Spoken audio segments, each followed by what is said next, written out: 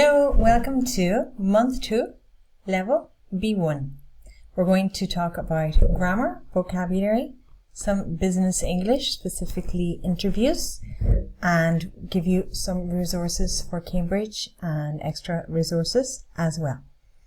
You can follow this video along with the PDF that's inside your course. You can download or view at the same time, or you can just simply listen. Also, you can add subtitles and you can adjust the speed.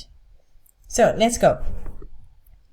Let's talk about grammar. Let me make this a little bit bigger so you can see it better. Speaking about will, going to, and present continuous for future. So we use these three structures to talk about the future. We use will mainly for making decisions or for decisions already made and predictions. I will open the door. It will rain. Going to for intentions or evidence. Is going to rain, for example. Or I am going to go to the cinema this weekend, for example. Present continuous we use for fixed future arrangements. We only use them with about 7 or 8 verbs. For example, I'm meeting John at 6. I'm driving to work tomorrow. I'm flying to Paris. So will and going to, we can sometimes use interchangeably, but if you're doing an exam, will is for decisions or predictions, and going to is for intentions or evidence. Okay? Comparatives and superlatives. So, we can change an adjective to a comparative or a superlative by adding ER or EST, or if it's with some adjectives with 2 syllables or more, we add more and the most. For example, add ER to 1-syllable adjectives like tall, taller, I am taller than you. We add or to adjectives that already end in E. For example, nice changes to nicer.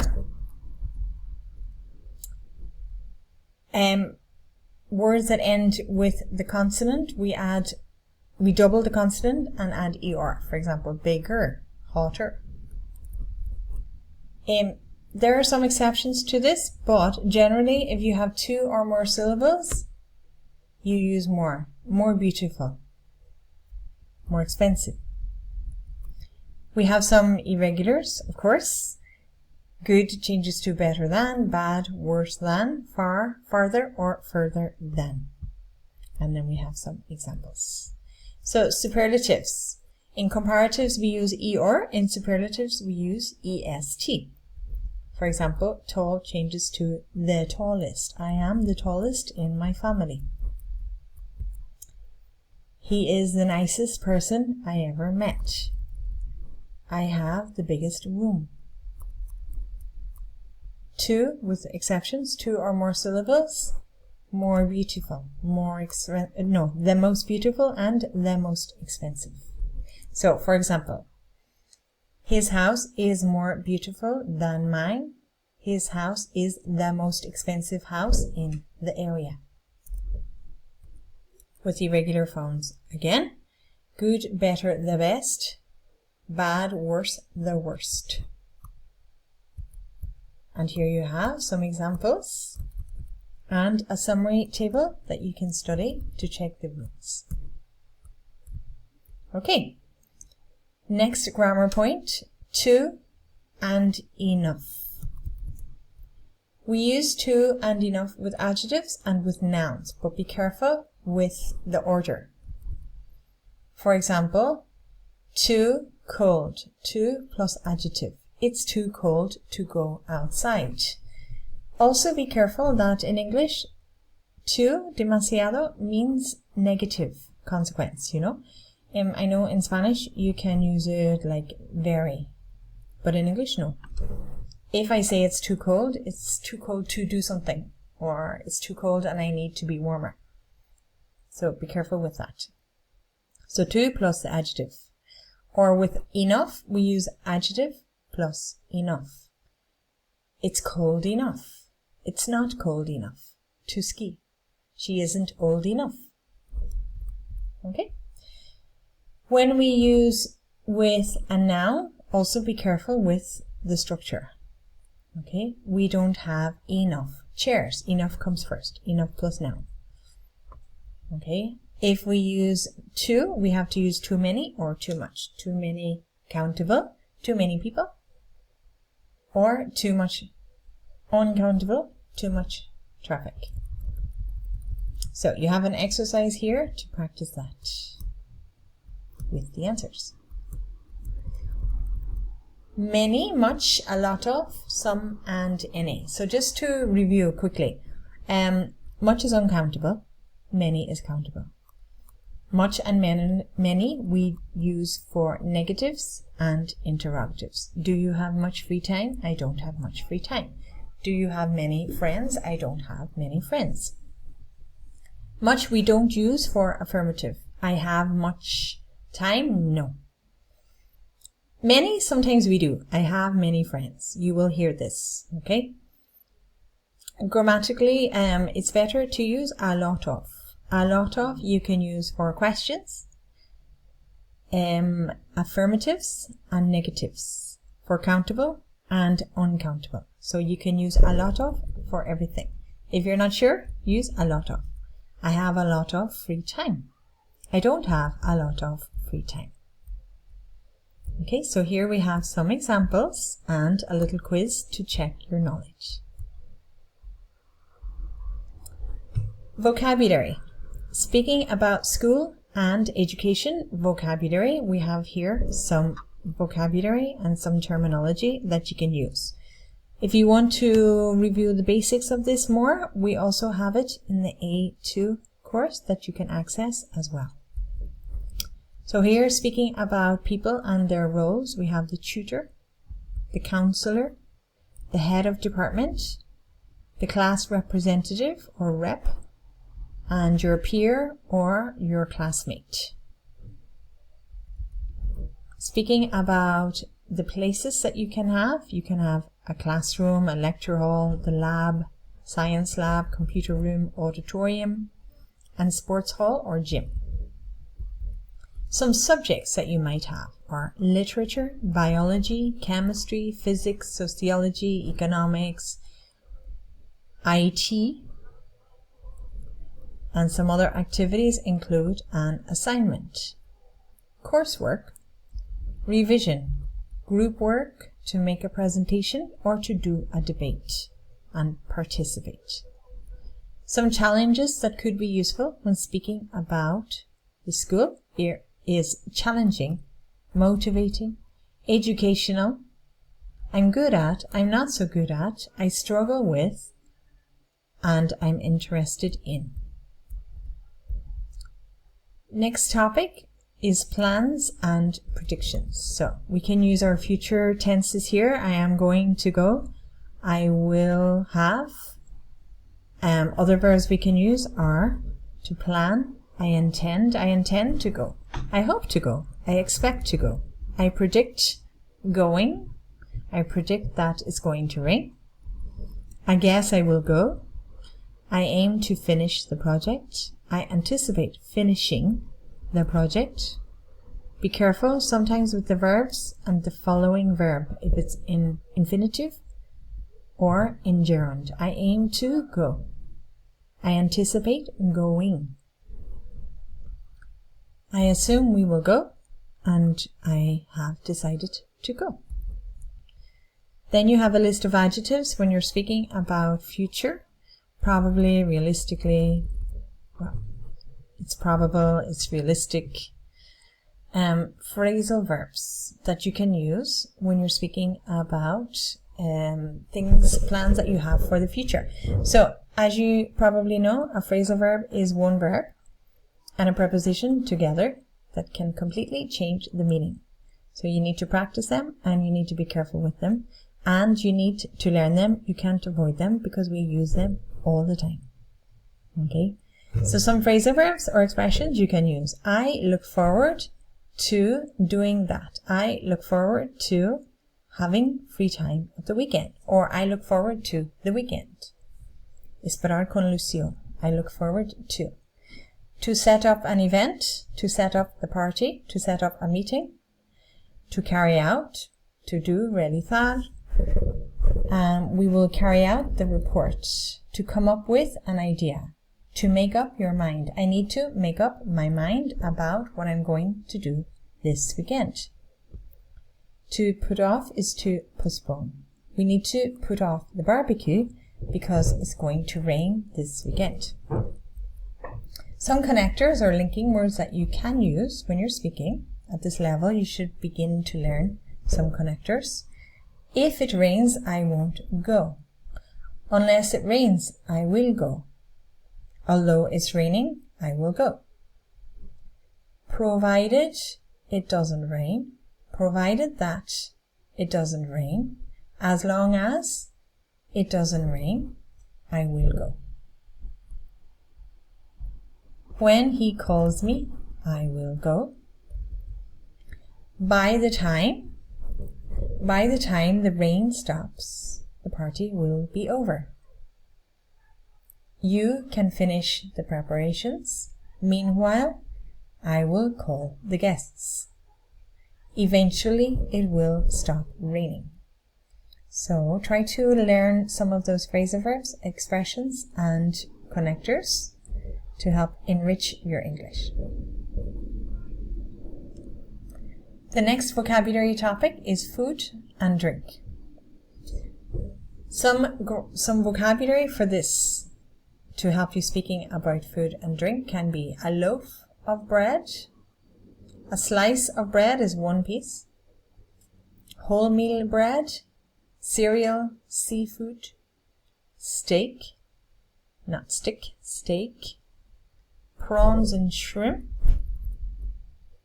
tuna, salad, soup, starter, main course, and dessert. So some of them you probably know already. If you want to learn the more basic vocabulary for food and drink, again, go back to the A2 video or PDF and it has a list there. Okay.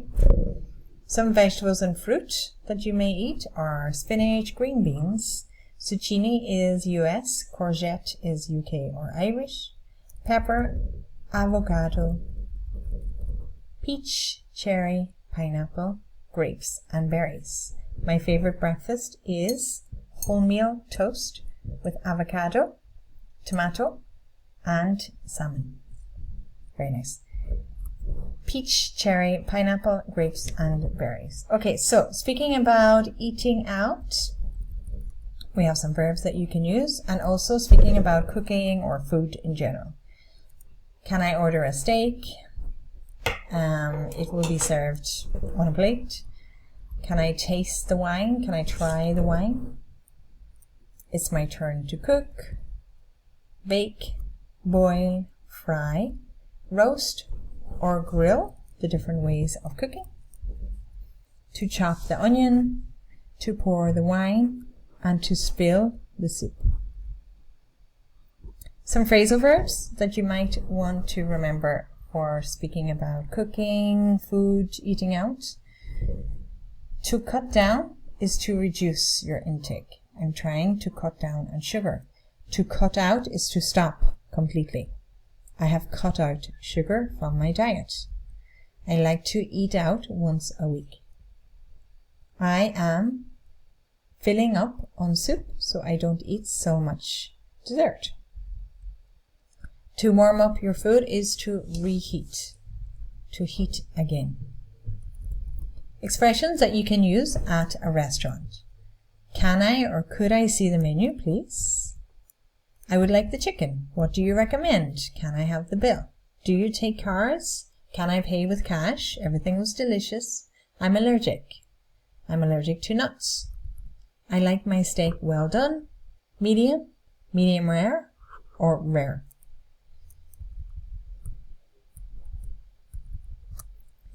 Speaking about shopping, some vocabulary. Here we have a list of vocabulary in relation to shopping. The cashier processes your purchases. They give you a receipt. They can also process refunds. I would like a refund. I would like to exchange for a different size. This is a bargain.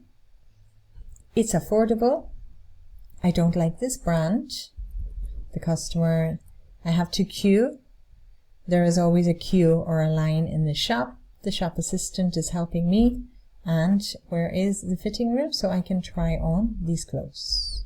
Some phrasal verbs we already mentioned: to try on, to take back, to look for, so try on clothes, to take back something that you don't like, it doesn't fit, it has a problem, to look for something in your size. I'm looking for size 10, I'm looking for a gift. You have run out of the size that I need, or we have run out of milk, I need to go to the shop. To pick out something that you like is to choose. To put on the clothes, and the opposite is to take off. Put on your coat, take off your coat. When you are shopping, there are some expressions that you need. For example, how much is it? How much does it cost? That's expensive. That's a little bit expensive. That's a little expensive. Bit means little. Do you have this in another size? I will take it. Again, can I pay by card, by cash? I'm just looking, or I'm just browsing. Is there a discount? Does it have a discount? Or can I get a refund? Here you will find some expressions to talk about the weekend. We have already reviewed most of the vocabulary for this before.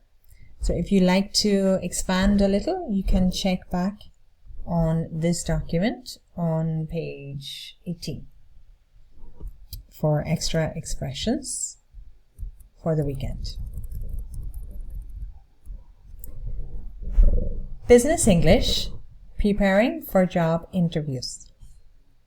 So here you have some common vocabulary that could be useful when you're speaking about job interviews. Some phrasal verbs, some conjunctions. Let me just review these phrasal verbs, actually.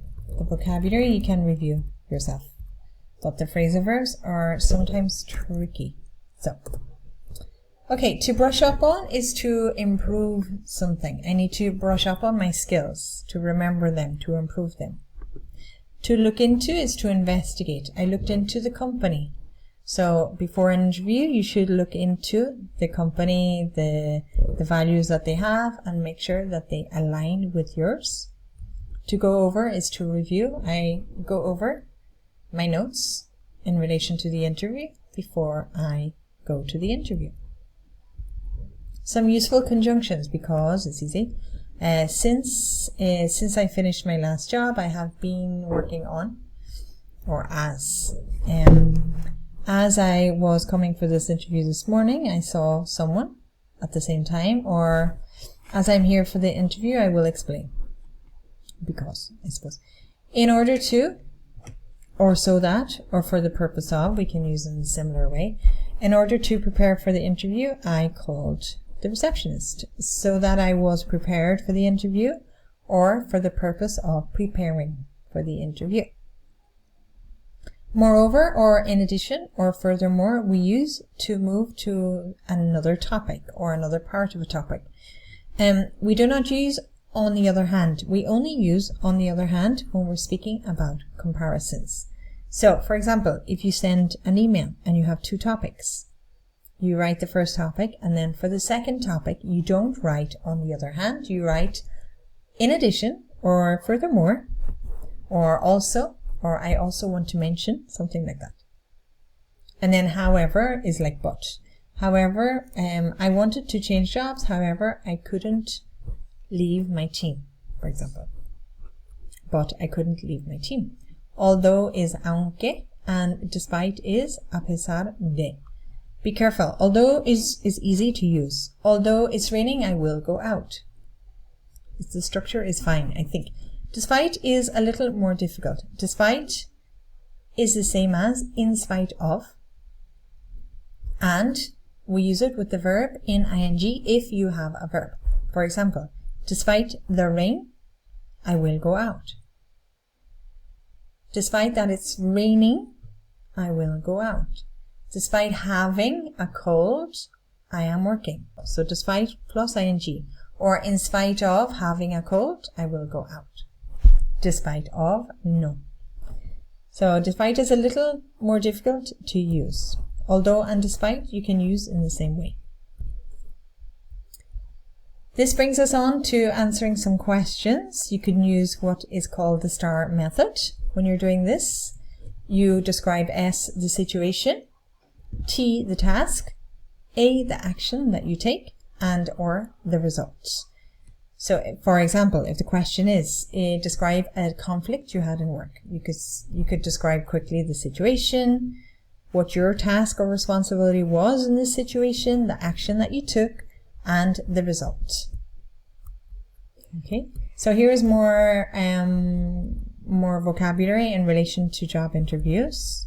The phrasal verbs that you could use to come up with a solution, to follow through, to complete until the end, and to carry out is llevar a cabo, realizar. So I carried out a survey. Okay. Again, with more conjunctions, therefore is por lo tanto, as a result, consequently.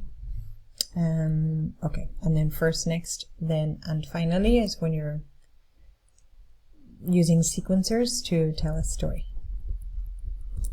Describing strengths and weaknesses. Be careful with the weakness. When you are talking about your weaknesses, you should also mention how you are trying to improve your weakness. For example, my weakness is my level of English. I would like to improve it, but I'm attending classes every week and I have seen great improvements, for example. So I'm going to continue. Here you can check this vocabulary. I'm going to continue until the end with the questions that you might have in an interview. Okay, let me move to the possible interview questions. The first question is often, tell me about yourself. Focus on your work. Here you have an example. Okay, why you want this job. Try to match why you want the job with the needs of the company. Your motivation, okay, and give an example. What are your strengths? Again, make it relevant to what the job description is. And the weakness, not so relevant to the job description. Be careful with this one, and also say how you're improving your weakness. Can you work in a team? Obviously the answer is yes, and give examples. Work under pressure, again with examples. Experience. Answer honestly. It's easy to check, but try to tie in your experience, try to relate your experience to the job description and why we should hire you. Again, give some abilities and experience and knowledge that you have that is related to the job and the job description. Speaking about where you will see yourself in the future in 5 years, mention increased responsibility, for example, and always have some questions for the company. So when they ask, do you have any questions, make sure you have prepared a big list of questions, because what happens often in interviews is they answer the questions that you want to ask. So you need to make sure that you have some extra questions to ask at the end. Okay. So that's it for month 2, level B1. Here you have some extra resources if you want to prepare the Cambridge, or if you just want to practice extra tasks on listening, writing, reading, grammar and vocabulary. You have a lot of links here and some extra resources. Okay.